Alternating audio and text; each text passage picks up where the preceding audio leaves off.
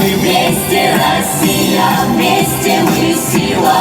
Илнең иң төп дәүләт бәйрәме Россия көнен энергетик мәдәният сарае каршындагы мәйданда уздырдылар. Олысы кешесе әһәмиятле чарага килде. Барлык зәйлеләрне район башлыгы исеменнән аның урынбасары Петр Уразайкин котлады.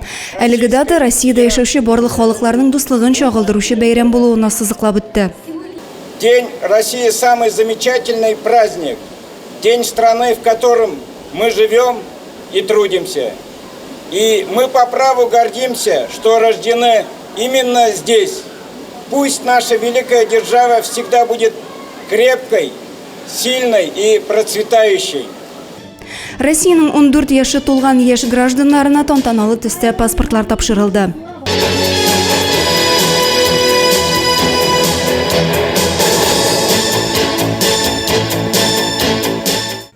Мәйданда укучылар әзерләгән кул эшләре күргәзмәләре эшләде, энергетик мәдәният сарае хезмәткәрләре, балалар иҗат коллективлары үзләренең ямьле чыгышларын бүләк итте.